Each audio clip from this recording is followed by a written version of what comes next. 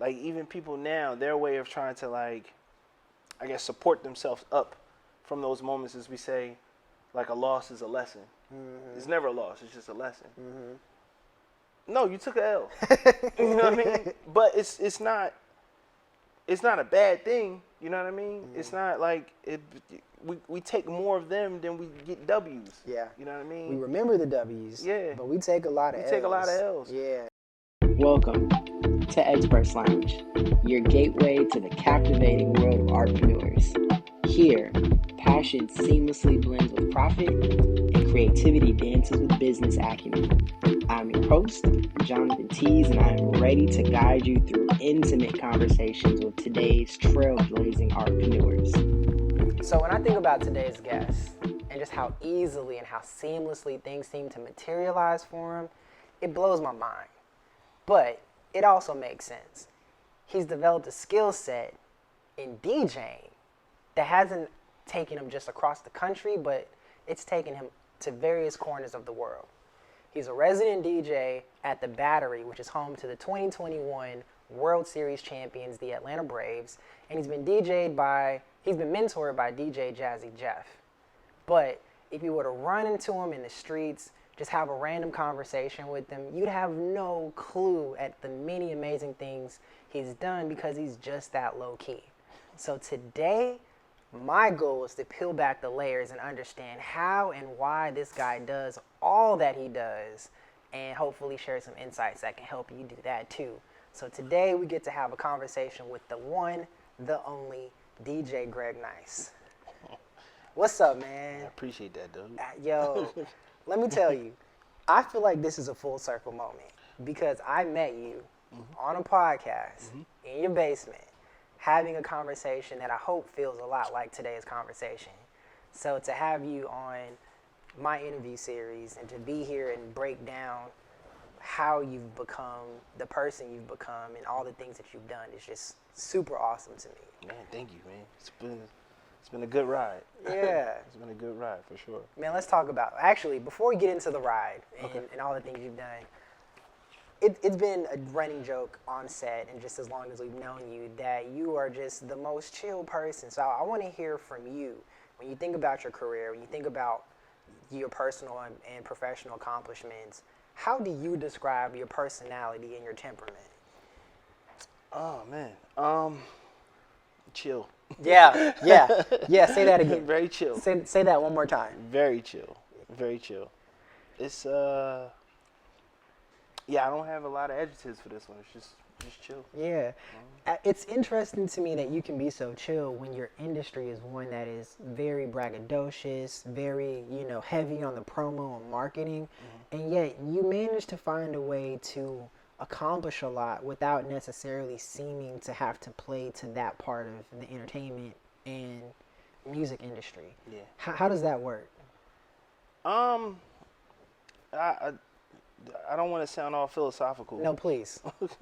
It's the Experts Lounge. Come on. I think a lot of it is just knowing who you are, man. Like, if you know who you are and you just, regardless, I'm going to stay 10 toes on that. And then you're honest with yourself. So I'm not a social media darling.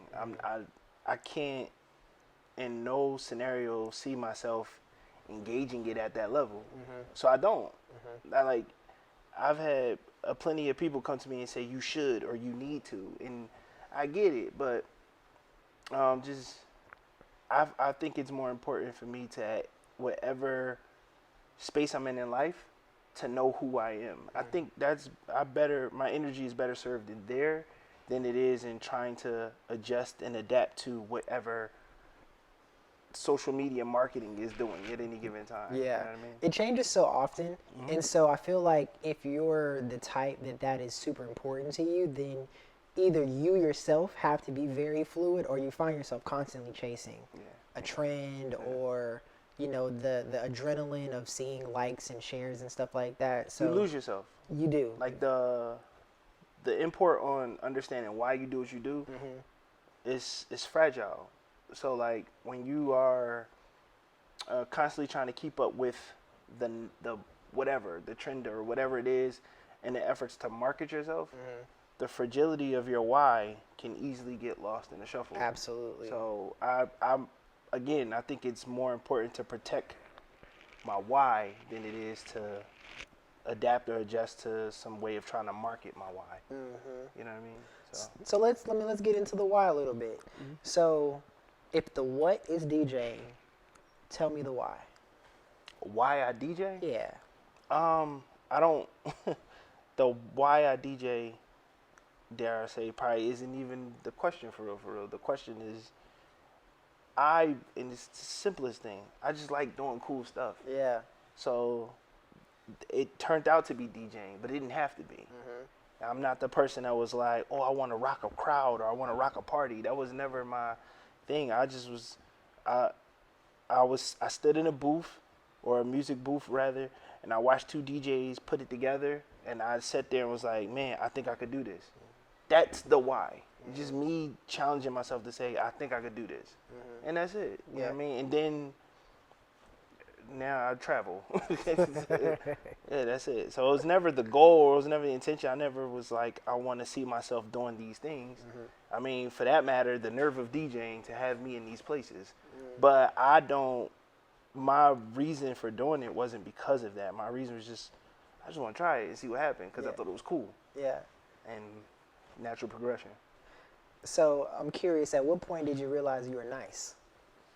See what I did there? Yeah. I don't know, man. Even that's elusive. Like, from one creative to another, like, you have your moments when you feel like you clicking and everything is all cylinders.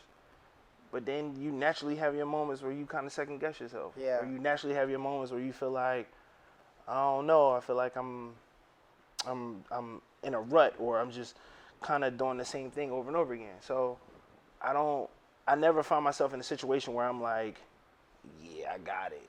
No, like, it's too fragile. Yeah. So I just kind of, whatever it is that's going on at any given time, like, if I feel like I'm doing amazing, then cool. If I feel like I'm stinking up the joint, then cool. If I feel like I'm trying to get some like refined inspiration or something like that, then cool.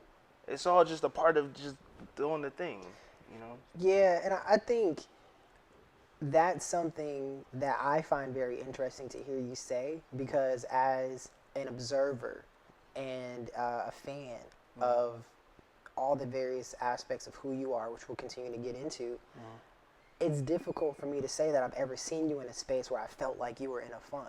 Oh, man. Yeah. That's interesting. Yeah, so like, that's what I'm saying, like, from the outside in, it feels like it's so easy, you know? It's just, I look at you and it's like, yo, I'm about to do this, and then you do it. And it's like, okay, now, you know, we're going to curate art and we're going to do this, you know? I want to have this event or this cool concept, and then next thing I look up and it's there.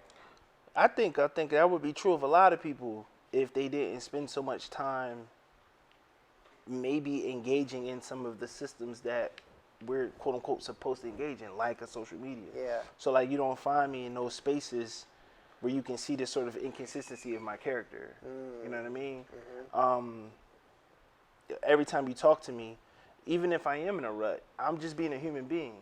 So even when I am doing well as being a DJ, or even when I am doing well as coming up with an idea, something like that, I don't want to say the version, but for lack of a better word, the version you get of me every time is I'm just being a human being. Yeah.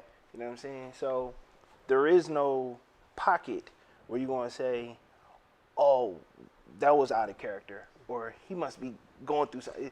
You don't find that, because I'm always just being a human. You know what I mean? I'm not trying to make it look like something it's not. Yeah, something that I always find interesting is become a phenomenon is the idea of meeting somebody and judging them against your perception of them based on what you saw on social media. True. And so I feel like part of your, I show up when I show up in person, I show up when I show up online.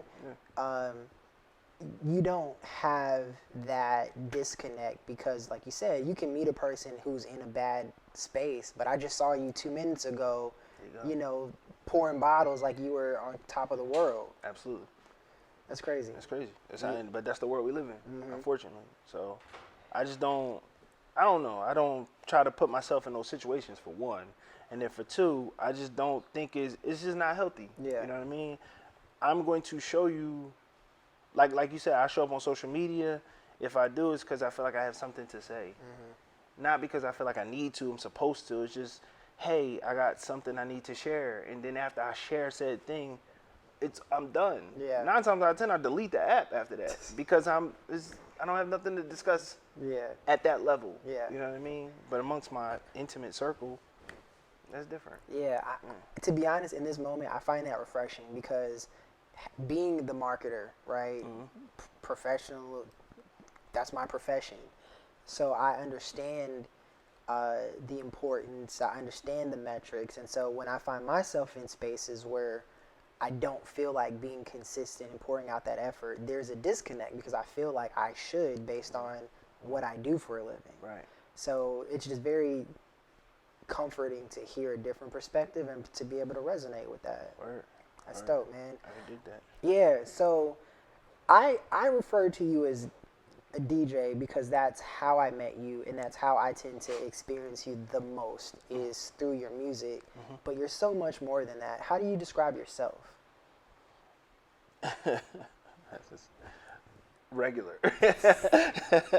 I don't have a I know we use terms like, and maybe they're buzzwords like I'm a creative or I'm an artist or whatever. And I think everybody on planet Earth, for that matter, is a creative. It just takes some people more time than others in order to figure out how to put that engine into the car. You know what I mean? But I think we all are in our own right. So I don't necessarily say I'm a creative or I'm an artist. I'm not. I'm just trying to figure out the things that I want to express in this life. And that's it. You know what I mean? So right now, like, it started off with being DJing, and then, well, technically it started off with podcasting. And then it started that DJing, and then it was, so that's why I say it's almost like if anything, I would probably say I like to follow my natural progression. So if you ask me, how would you describe who you are and stuff like that? I'm just someone who likes to stay in tune with whatever my natural progression is as a person. So if podcasting turns into DJing, if DJing turns into I want to make an album, if I want to make an album, whatever those branches are on the tree, then that's just the things I try to follow. I don't necessarily try to do something that's like whatever the zeitgeist is saying you should do. I don't care. I don't even pay it enough attention. Then that way I'm always, like I said, the why, the fragility of my why. Yeah. The person I am, staying true to that individual. You know what I mean? And that's it. You know what I mean?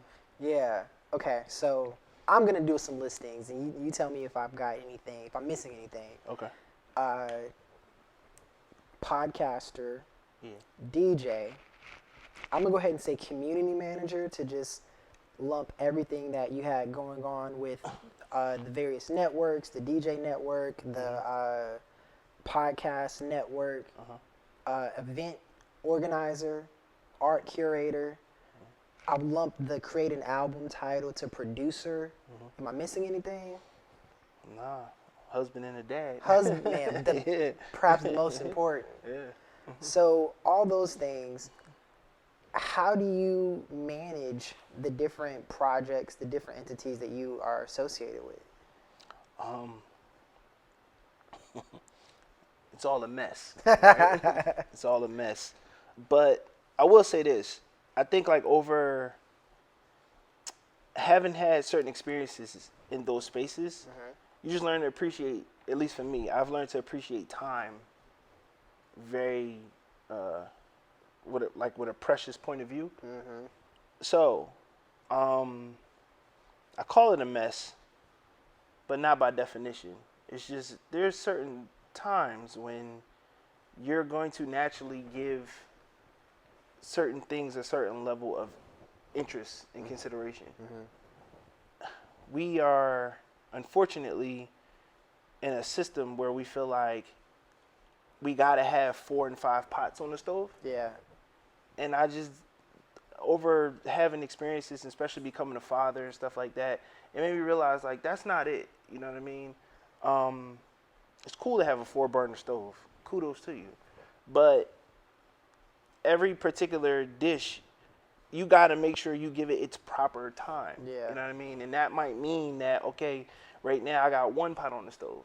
Doesn't make me less, I guess, successful or less engaging or less involved. It's just this is what it is now, which is giving respect to what my bandwidth is at any given time. Yeah. So with that being said, I don't think it in the sense of a mess. I just think of it in the sense of, hey, this is the thing that I'm giving my time and consideration to right now, naturally. And then some time will go by and then that might shift. And then I'll move with it. And now, oh, it's 2 things happening. Or, oh, it's 3 things happening. But I'm never opposed to that coming back down to 1. You know what I mean? It's based off of respecting whatever my bandwidth is. All right, so I feel like you're preaching to me right now, to be completely honest. So I was going to make the reference of the chef with the multiple pots and, you know, turning the fire up on one and down on some. And at doing so, to your point, can produce a sense of overwhelm, right? Especially if you, in your mind, know that you're capable of cooking each individual dish to perfection. But the concept of having to toggle between the multiple pots, the multiple dishes, and the multiple approaches overall lowers your effectiveness. So it's refreshing to hear a less is more approach, and it's counterproductive to what we're taught or what we see again on social media. Like what's promoted is how you get to become successful, but it doesn't have to be that way if that's not how you want it. Nah, man, it's recognizing external pressure to be just that. It's just external pressure. Like there's certain disciplines in just DJing that like I apply to life in general. Like Such as? Like, okay, taking 2 songs and saying, okay, I'm playing this and I'm trying to go from here to here, right? But the sweet spot of blending these 2 records together or making this mix might happen 2 minutes into the song. So that requires, from a DJ perspective, that requires me to have a certain level of patience. I have to be patient and wait for this to get to this point and then effectively do this blend or do this transition so that it's palatable to everyone's ears, right? If I can sit behind 2 turntables in a mixer and apply that level of like vision, focus, and patience, then I can take that discipline and apply it to other areas of my real life. You know what I'm saying? So like my real relationships, my real friendships, my real like parenting, all of these things. So it's like the same thing, like looking at it from the same perspective. The things that we love or the things that we're passionate about, the things that we're pursuing, there's disciplines in those things that we should very much be able to take and use like just in our being a good human being. You know what I mean? Yeah. And that's the trying to be quiet enough to pay attention to that. And that's the thing. Man, I love that. I love the concept of applying the techniques that you glean from your artwork into your personal life. Yeah. I think a lot about daily disciplines, and I know the way I am. Like if I want to do something at a high level, I've got to find a way to do some aspect of it almost daily, right? As consistently as possible, because in the day that I don't, I could easily become distracted, and or one day becomes 3 days, becomes 3 weeks, you know, if you allow it to. So I appreciate the level of the craftsman's like approach that you take to all your endeavors, but especially when it comes to DJing. I want to dig into the art of DJing a little bit, because you got into like a technical aspect, and when I met you and started, you know, coming by the basement and kind of just learning about how you do what you do, I started to see the science behind it. So I know you don't have a turntable here in front of you, but talk a little bit about some of the technical aspects that you feel like you've become really good at as a DJ. Okay, and this is purely my point of view, right? Like I'm not. So there's different types of DJing. Like think of it like food, right? there's some restaurants you're gonna go to, it's fast food. McDonald's is fast food. So like, if I could equate like going to a club and what the DJ is doing in the club, it's fast food. It's not meant for you to savor anything. It's not meant for you to sit there and just, oh my God, you know what I mean? The flavor it doesn't care about any of that. It's there to do the thing, and that's to keep people on the dance floor to do this thing, and they're gonna keep playing songs, and it's just gonna, like, they're gonna give you the first verse and the chorus of the song, and then I'm out of it, and I'm on to the next thing, because I'm trying to create these moments and make those moments come with a certain level of consistency. My particular way of DJing isn't that. Yeah. My particular way of DJing is more so like, I want to be the 5-course meal that's fine dining for you. So there's a reason why the appetizer is the appetizer, and there's a reason why the next dish is the next dish, and so on and so forth. And all of these things are designed to take your palate on some type of ride or some type of journey. Yeah. Right? But you go into that knowing that the average everyday person doesn't know what they're tasting. You know what I'm saying? So if you decide, hey, I'm gonna take my lady out to this 5-star restaurant and stuff like that, your palate is not designed to taste the fact that, I don't know, he soaked the chicken in coconut water. You never know. Yeah. You know what I mean? You might read it and it's like, okay, cool, right? But then there's some people who picked up all of those notes. You know what I'm saying? So for me, when I'm DJing, I had to learn, because ultimately, I guess that's the direction I was moving in. I had to learn to accept that. So there's a lot of gigs you don't get. There's a lot of gigs that you say no to. And there's a lot of situations where you like, man, I don't even know if they rocking with this right now. Yeah. Because like I said, they're not necessarily trained to taste at that level. Yeah. But you can't be worried about it. You got to go do your thing. So technically, mine's is more about, I want to marry sounds together. I play more off of the instrumentation of songs than I do based off of the tempo or the pitch or the lyrics. Those things are secondary to me. It's more about harmony. The set should have harmony, regardless of how many genres I cross, regardless of what type of music I throw at you, regardless of what the shift in the transition is. Everything should always be harmonious. Yeah. And that's the way I play. Yeah. Man. So to make that comparison about fast food of 5-course meals and make it like practical, you're heavy in the skate world, right? Which makes sense that skate world is tied to music, because you get on the skating rink and it's, you know, it's a vibe. You kind of like catch a rhythm. Yeah. But then you have your person that runs up to the DJ booth and it's like, yo, can you play that new? You know, and so how do you combat that when you are the type that's trying to orchestrate, you know, a journey, but you got people coming up to you looking to hear the latest and greatest on the radio? So that goes back to what I'm saying, right? You can't go to a 5-star restaurant and y'all got some hot sauce? Like, that's not even a conversation. Yeah. Because you understand fundamentally when you walked into this space what it is. So for me, things like you said, the skating ring, I was heavy in the skating ring. I had to accept the fact that, okay, I can't do this no more, right? I can physically, but for my own maturation, I can't do this no more. Yeah. It's like when people say, like DJs, a DJ will tell you, I don't take requests.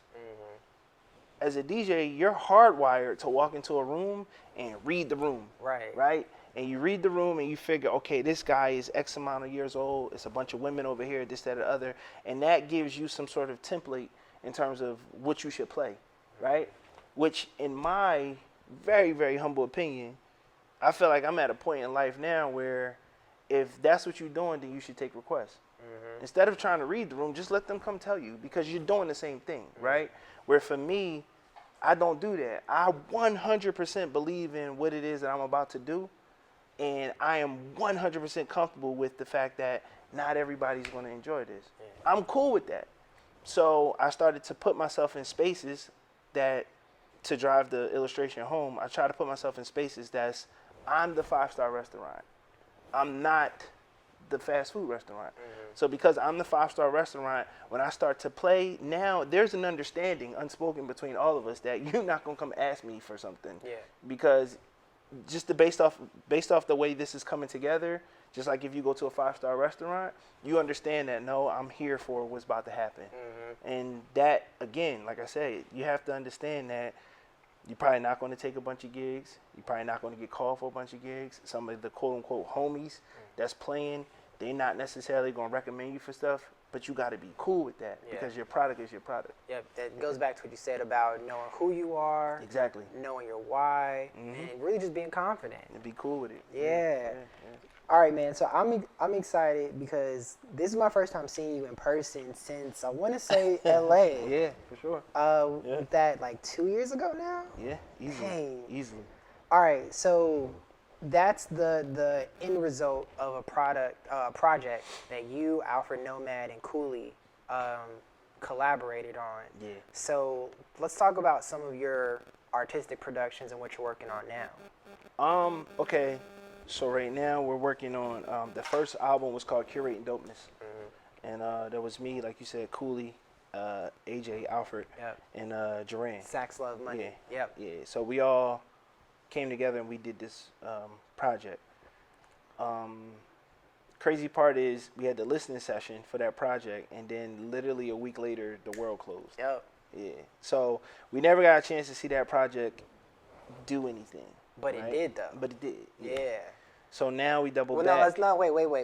Let's talk about what it did. What's the most, the biggest recognized accomplishment from that album? One of the records was placed on a Tyler Perry show, which was Sisters.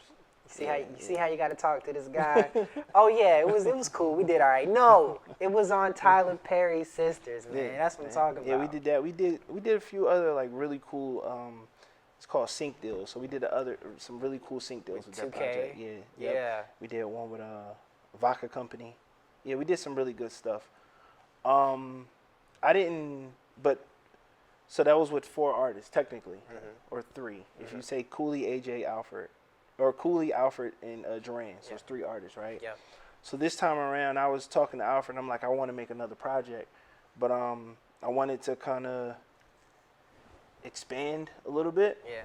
So we started working on this project, and now, like, so Curating Dopeness 2, or CD2, that's the next project, and we're looking at letting that go in the fall, releasing it in the fall. And on this project, instead of just working with the 3 artists, I got about 9. Yeah, so it's a good one. Yeah, I'm excited to see like what you cook up because again, if you take that ear that you have as a DJ and like your natural attunement to the composition and the instrumentation and being able to put this producer here with this kind of audio style from this artist here. It's almost the same way that you're curating. Literally the dopeness. Yeah. It's funny, that album, man, it's like 2 years in the making. Doing this radio show, and then it's like Coffee, and we were playing off of all of these elements. Like in my mind, I'm playing off of Coffee because the show is Coffee Shop and this, that, or the other. And I remember like the first versions of this album was based off of like, because like you got light roast coffee, and then you got medium roast, and then you got dark roast, and I want the music to kind of reflect these sort of like intensities of coffee at various whatever, you know what I mean?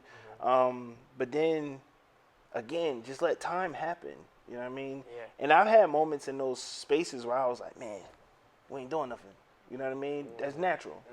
But fortunately, I ain't jump out the window. Yeah. You know what I mean? So I think that's something that I gotta credit you for. You know, it's like if it's on the vision board, if you will, if it's at the project, having the faith to pursue it and persevere through it, but also in those moments of downtime, still keeping it out there, keeping your eye on it. This is the chef, you know, turning the fire down. Yeah, exactly. But not tossing it out and like, all right, we done with this and scrapping it. Nah, man. Yeah. Time takes time. Time takes time. Understanding that is like you can't do nothing about that. Like I remember I was talking to somebody and we were talking about when Michael Jackson did the moonwalk for the first time. It was like, I think it was like 83 or something like that, Motown. And so he does the moonwalk and everybody loses their mind. Oh my God, right?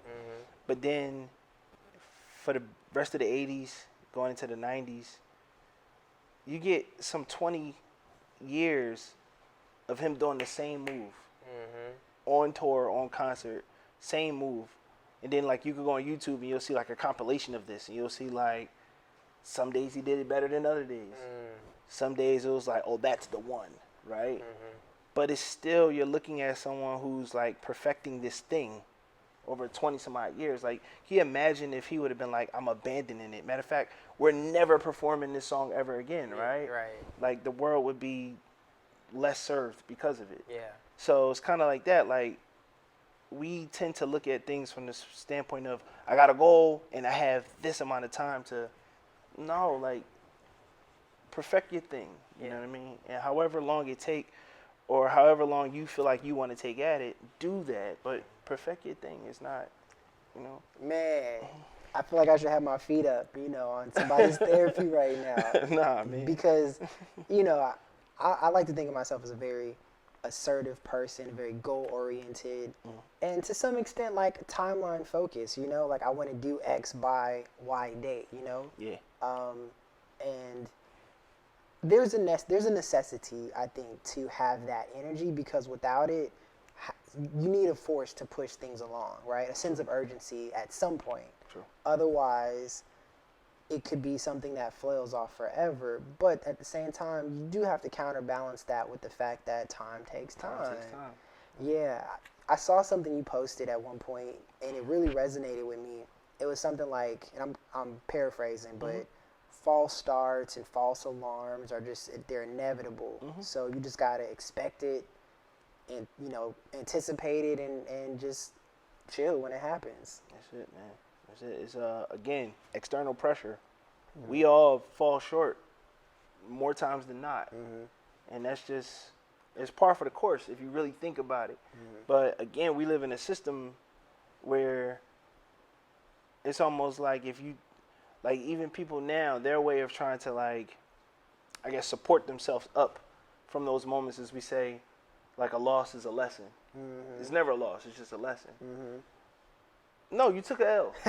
You know what I mean? But it's not a bad thing. You know what I mean? It's not like it. We take more of them than we get W's. Yeah. You know what I mean? We remember the W's. Yeah. But we take a lot of L's. We take a lot of L's. Yeah. But that's the thing that's not, like, again, the system that we live in is more so designed to make us feel less than, or like we are blowing it in life because we took L's. And it's like, no, like, false starts, you know how many times you come up with an idea and then you abandon it? Or how many times you start something and then you just have a shift in focus, or you be like, you know what, I'm going to take it this way. Yeah. It happens all the time. All the time. Even if you're not necessarily passionately pursuing something. We just do it, you know what I mean? So it's kind of like accepting that this is a part of being a human. Yeah. And okay. All right, so I want to take that and apply it to you. I see you have the Trust Your Dopeness hat on right now. Yeah. Shout out to TYD. Yes. We got into the Curating Dopeness Yeah. project. I know you have the coffee shop. Now, I'm subscribed, tapping into Blacklist multiple times a week. So, how does your progression go from TYD to everything you got going on now, including Blacklist and coffee shop and Curating Dopeness too? Like, how did we get here from there? I'll give you the condensed version. Please. The condensed version is basically Trust Your Dopeness. I started DJing, and at the time I was doing something else. And pretty much this was like, I started DJing, and it was on social media that, hey, I'm trying to DJ. And some guy that I know, like, he jumped in the comments and was like, I thought you do such and such, so now you're a DJ.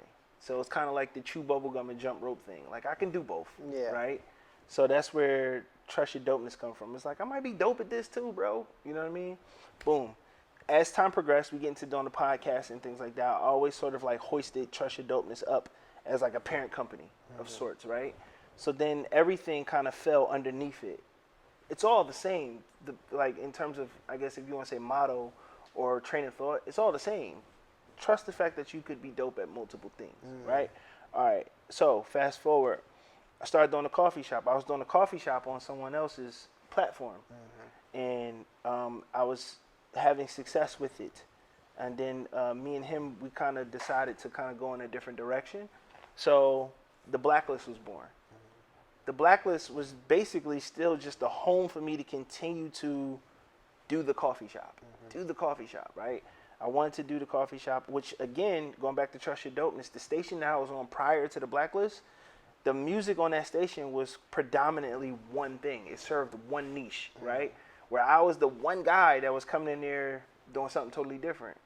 And I had to trust the fact that, hey, I know everybody ain't gonna rock with this, but it don't matter. So then I developed the fan base, and then I moved that fan base over to the Blacklist.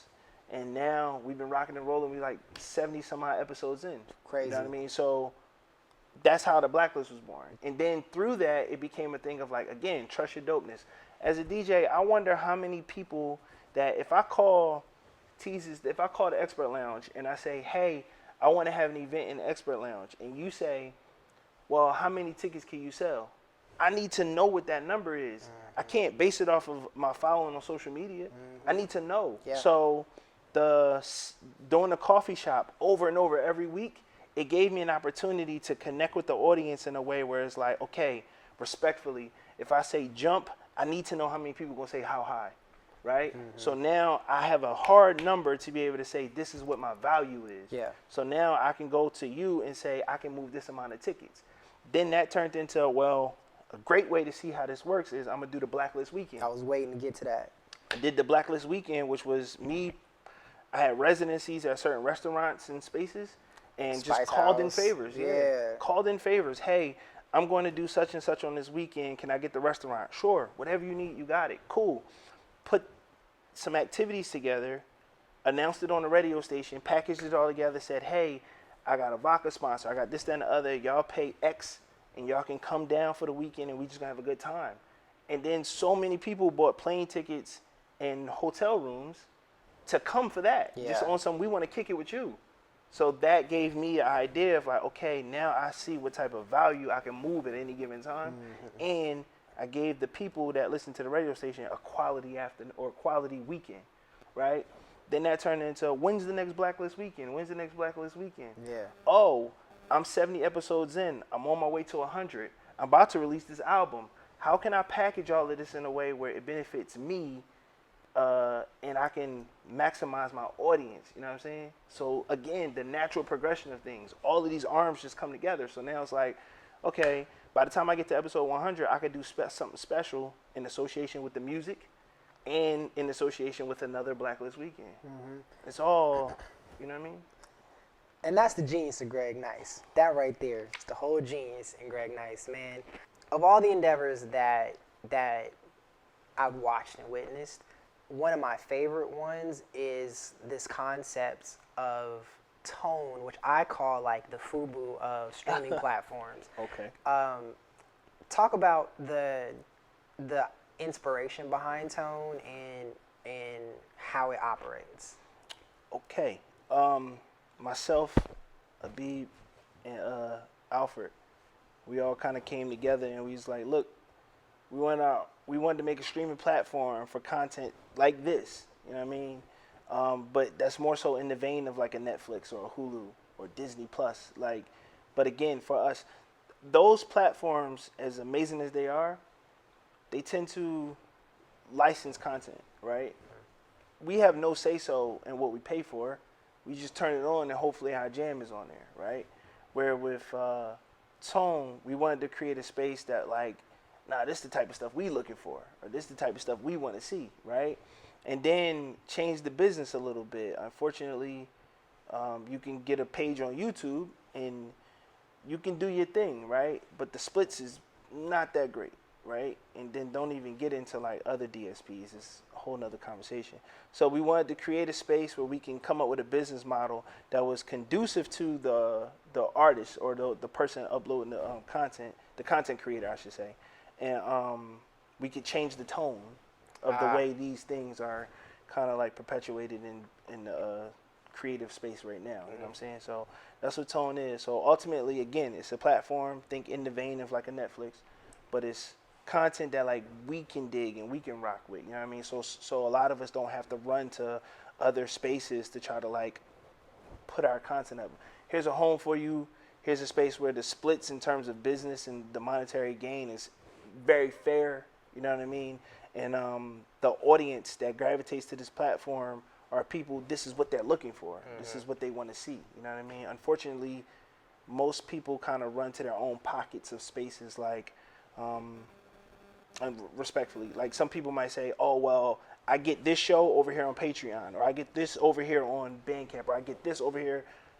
We wanted to create a space where, look, this is what is here. You know what I'm saying? So that's what Tone is. Yeah, and I think the part that I really get energized by is how you support the content creator to take ownership in the prosperity that platform presents in a way that the other ones don't. There you go. Yeah, 100%. That's fire. Yeah, man.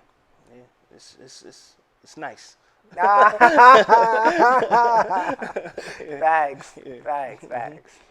I feel like this has been a masterclass, low key, and I appreciate you for truly like revealing underneath the hood, because all the things you do, I think you do it so naturally that you don't necessarily come across as pretentious, or I name my brand expertise, and this show is Experts Lounge, and I kind of plant my flag on that, and you move in a way that's like, yo, I just kind of come through and kill shit. And that's how you do it. I can do that. So I appreciate you for kind of talking us through your mindset, your philosophy. I got one last question before we wrap. Go.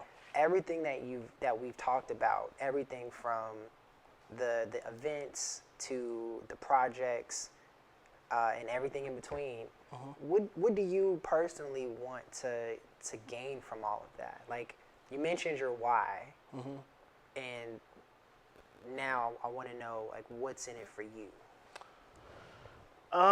If I'm being totally honest, I don't have an answer for you. I don't have a thing that's like, at least I can't readily identify the thing about it that's like, this edifies me this way. I don't have that outside of the fact that this is just some cool stuff. Yeah. You know what I mean? Yeah. So other than that, I don't have nothing profound in that way. It's just, I'm having a good time. Yeah. You know? Would you say, creative expression? Sure. Yeah. Sure. Absolutely. And I can see you having a good time. Like, seeing you in person, like, you probably having more fun behind the turntables than anybody else in that building. Yeah.